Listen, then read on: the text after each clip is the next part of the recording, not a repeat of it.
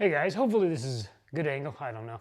But I wanted to get you guys a video of installing the PwnCNC Dust Boot on both the stock Carriage and the HDZ here. I've got brackets for the stock Carriage here.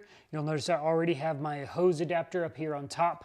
And we're going to mount it right here to the 4 screws here using our acrylic brackets.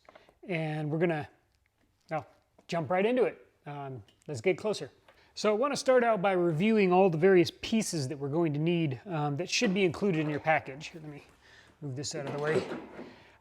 The first thing you should see is, of course, your, well, I guess not first thing, but you've got 2 acrylic brackets with various holes, including a track here. So we're going to call this the acrylic track brackets.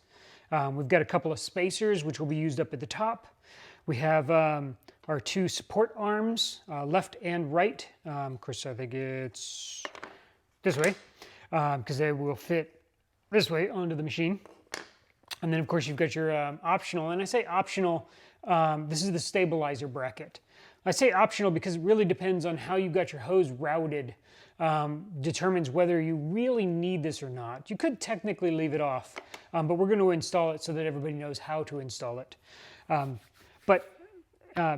Let's get started. So the first thing we're going to start with, here, let me get this out of the way, is our top 4 screws. Now, I've already got, and actually have lost, my the original stock screws that came with it. But these are basically just 5mm screws here.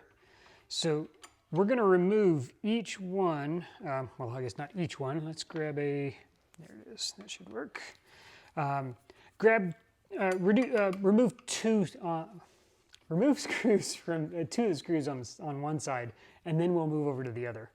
So the first thing we're going to do is remove this. There we go. So we're going to have, each of these brackets are perfectly identical. So we're just going to grab one of them. We're going to put the spacer right here. Put the one of the M5 25mm screws that were included in your box. Put that through, and we're going to hold the plate up there and kind of get it right up there and adjusted. Now, this should go in pretty easily since this is a metal nut or spacer nut that we're kind of screwing into here. So just kind of lightly do it. Make sure it's still swingable and that sort of thing, because we're going to need to take our second screw. I'm going to pop it right through, make sure it goes right through the spacer. It's really hard to see on the video, I'm sure. We're going to put it right through here. It's very important that when you're tightening down this bracket, these 2 screws up here, make sure there is a gap right here in between the router mount and the acrylic brackets. The router mount and the Z-plate do move up and down quite a bit, but you don't want that rubbing against the acrylic, causing any issues. Okay guys, I've switched over to a much closer view of the brackets. You'll notice I've already installed the second bracket here. Again, it's close but not touching the router mount. Of course, we've got the second one here. You'll find that there are 2 little bolts, or 2 little holes right here. Unfortunately, they are not threaded. I'm actually looking into a solution for that, but they're not threaded, so it will take a little bit of strength to get through that. So we got our Z-plate, or our stabilizer bracket up here. We're going to mount it. I've already pre-threaded. Now this is a 3D print. It's not completely cleaned up. There's a few spots where there's some strings and such. You might need to take a little razor blade to just kind of clean it up a tad bit. M5 by 10mm screws here, your 2 of them. Go ahead and thread it all the way in. And then pull it out just flush. So we're going to pull the screw back out just flush. That way you're not fighting, or when you're drilling, or when you're screwing it into your brackets, you're not fighting the 3D print as you're doing it. I'm going to set it right back here in the back, kind of gently push it up and wiggle it a little bit to make sure the brackets come down flush and kind of sit in between the lip, these 2 lips here. They should sit perfectly. The same with this side, and the Z side down here in the bottom. Those should gently set inside of the Z track, the two Z tracks on either side. So now that we've got that set, I'm going to take my screwdriver here, or my hex driver. I gently but forcefully push that in. You may be threading your acrylic bracket just a little bit, but it shouldn't be terrible. And then of course we're going to do that to the other side. Make sure this is fully seated in there. We need to adjust the brackets. There we go. So it is, oh, come in from a different angle with the camera still there. There we go. So I'm going to push that. I'm kind of holding it with my right hand and screwing it in with my left hand just to keep everything from wiggling too much. So you'll notice now that the brackets have significantly less wiggle, and that should help with all of the play. So I've moved you to another angle, that way you could see one side specifically. We're going to take our acrylic bracket here, and I'm kind of wiggling over the camera, so bear with me. This is the 3D printed track bracket that the boot slides onto. So first thing we're going to do is we're going to remove the screws here. Leave the thumb screw right here in the end. I'm going to take the plate. You shouldn't have to do this very often. So I'm going to kind of squeeze that on there and kind of snapped it right into place. It should flow kind of freely.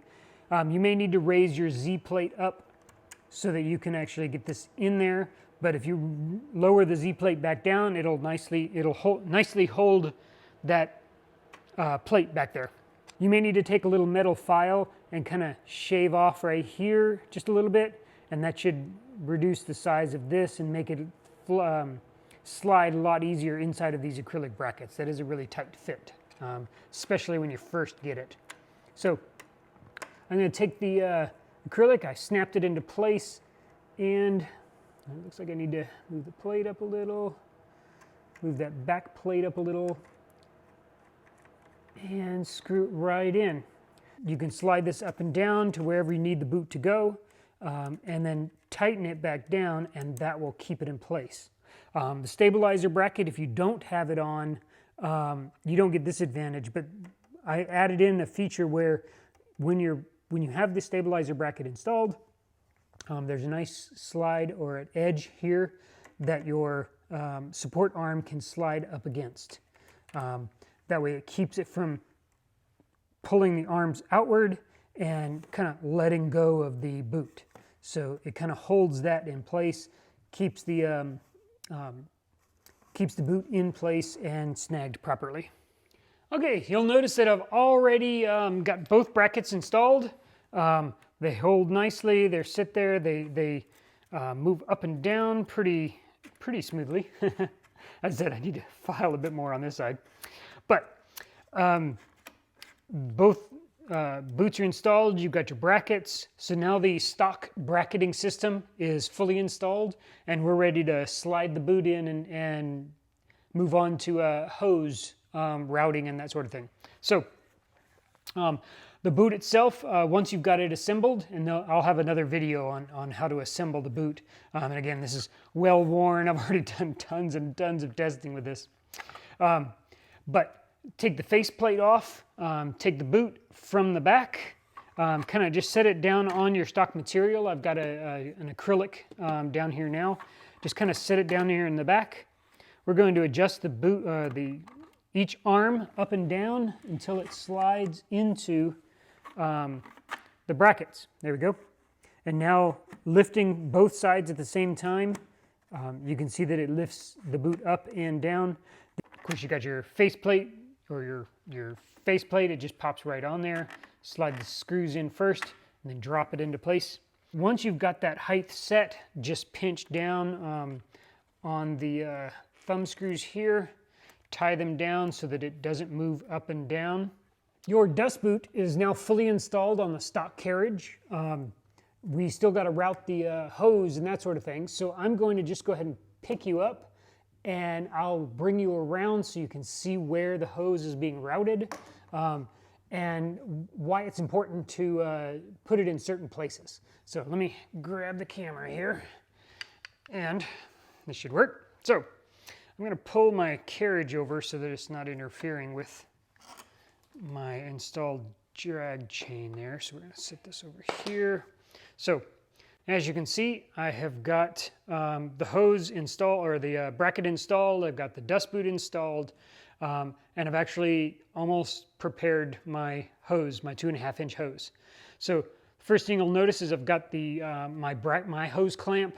This is my solution.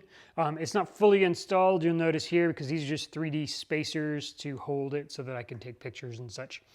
But it's important to route the hose up here to the top and allow most of the weight of the hose, of dragging the hose around, to occur up here at the top. You don't want that dragging down on the dust boot, because the dust boot does not lock into place. You'll notice that it freely slides back and forth. That's on purpose to make it ease of use. If you've got a hose back here and the hose is not properly secured, you could actually, the hose could actually cause the boot to slide right out. And of course, causing lots of problems, possibly cutting your face in half, your face part in half, and that sort of thing. So securing your hose is one of the most important things you need to do, especially with a rear-mounted dust boot. So let's start with that. So you'll notice I've got my hose, I've got a dust collector, a 2.5 horsepower dust collector. It's way back there in the back. And I've got it routed through some 4-inch sewer pipe over here to a couple of drops. I've got one over here for my sanding station, my planer and that sort of thing. I've got another one routed over here for my, again, sanding station, another sanding station, and my miter station and such. But specifically, I actually added this new line just for my CNC machine. So I've got a blast gate up here. It goes from 4-inch to 2.5 down here using a special adapter. And of course, from there, I have it routed over here. I've got a hose or a string from the ceiling just kind of hanging there. It grabs the weight of the hose so that the hose just nicely sways.